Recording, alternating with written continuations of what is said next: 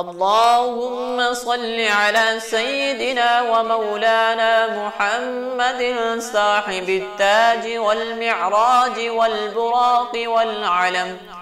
دافع البلاء والوباء والقحط والمرض والألم، اسمه مكتوب مرفوع مشفوع منقوش في اللوح والقلم، سيد العرب والعجم،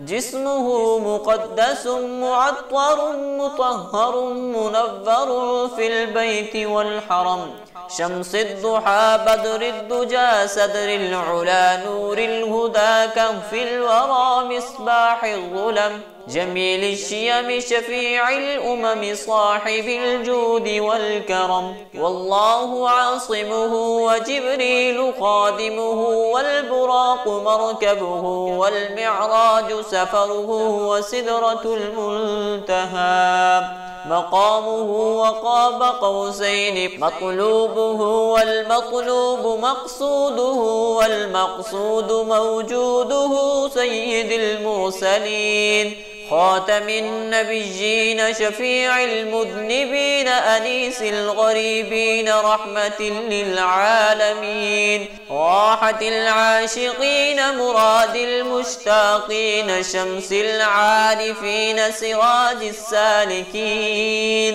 مصباح المقربين محب الفقراء والغرباء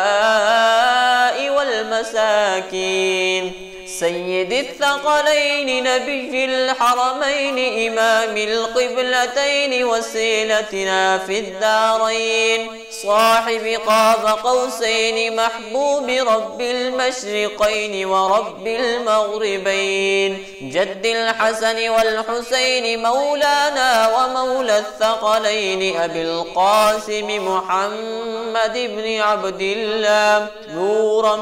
من نور الله، يا أيها المشتاقون بنور جماله بلغ العلا بكماله، كشف الدجى بجماله حسنت جميع خصاله، صلوا عليه وآله وأصحابه وسلموا تسليما.